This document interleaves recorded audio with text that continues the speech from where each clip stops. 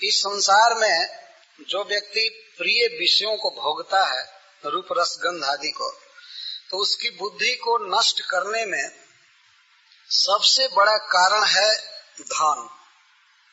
नारद जी कहते उच्च कुल में जन्म लेना ये भी बुद्धि को नष्ट करता है, अधिक पढ़ लिख जाना ये भी बुद्धि को नष्ट करता है, और सुंदर शरीर भी बुद्धि को नष्ट करता है। लेकिन इन तीनों को नारद जी कह रहे हैं कि ये उतना बुद्धि को नष्ट नहीं करते हैं जितना धन बुद्धि को नष्ट करता है। क्यों देखा जाता है कि उच्च कुल में जन्म लेकर के भी कुछ लोग बहुत नम्र होते हैं, बहुत पढ़ा लिखा होने के बाद भी उनमें सद्गुण देखा जाता है, सुंदर शरीर होने के बाद भी वे अभिमान में नहीं आते, कुछ लोग देखे जाते हैं। लेकिन ज्यादा धन होने के बाद भी सतपथ पर कोई रह जाए ऐसा बिरला कोई दिखाई देता।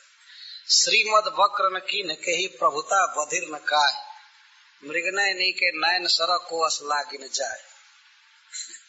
तुलसीदास जी कहते हैं कि श्रीमद पा करके कौन नहीं टेढ़ा हो जाता है, उसकी चाल टेढ़ी हो जाती है, सीधा नहीं चलता।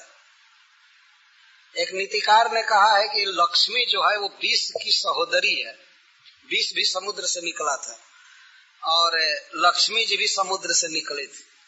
लक्ष्मी जी केवल टेढ़ा, अंधा और बहरा बनाकर छोड़ देती हैं।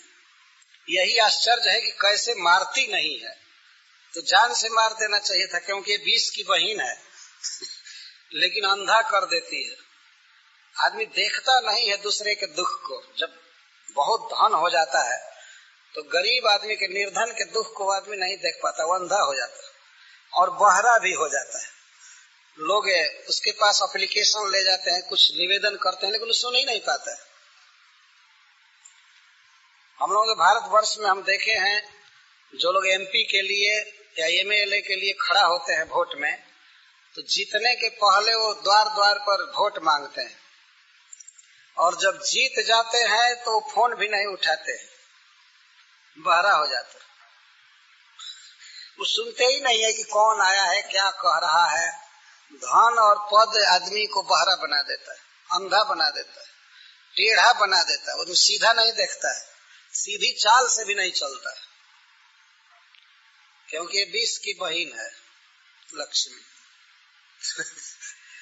तो इस तरह से श्री मदांध उसको कहते हैं, श्री मदांध। श्री मद से अंधा, अंधा मतलब विवेकहीन, क्या करना चाहिए, क्या खाना चाहिए, क्या बोलना चाहिए, वो आदमी सब भूल जाता है।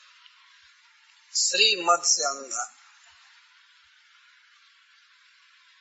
एक कवि ने भारतवर्ष में कहा है कि कनक कनकते 100 गुना मादकता अधिका है, वा खाए बौराए नर वा पाए बौराए। कनक नाम का एक पौधा होता है भारतवर्ष में, उसको धतूर कहते हैं, धतूर। उसको खा करके आदमी बौरा हो जाता है। और कनक का सोना भी होता है। तो रहीम कवि जी लिखे हैं, वो कहते हैं कि इस कनक की अपेक्षा, धतूर की अपेक्षा इस कनक में, सोना में 100 गुना मादकता है, क्योंकि उसको तो खाने पर आदमी पागल होता है, इसको केवल पाल लेने पर पागल हो जाता है। सोना यदि अपने पास हो जाए तो उसको पाते ही बौरा जाता है। और एक कवि यहाँ तक कहा है कि इस संसार में चाहे गुड़ की बनी मदिरा हो, चाहे गेहूं की बनी मदिरा हो, या फलों की, किसी चीज की बनी मदिरा हो, लेकिन कोई भी मदिरा उतना मादकता पैदा नहीं करती है जितना स्त्री।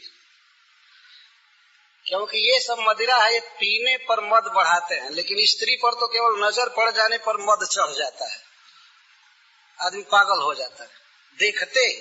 तो कोई संसार में ऐसा पदार्थ नहीं है पीने का जिसको देखते ही नशा चढ़ जाए।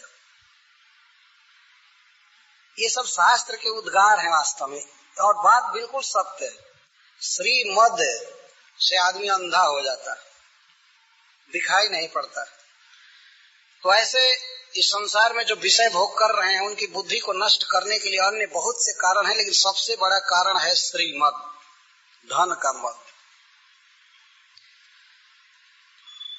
श्री मदाद अभिजात आदि जत्र स्त्री द्युतमासव, क्योंकि जहाँ धन होता है तो वहाँ स्त्री, द्युत, द्युतम और आसव, ये तीनों अपने आप आ जाते हैं। धन से आदमी उच्छृंखल स्त्रियों का उपभोग करता है।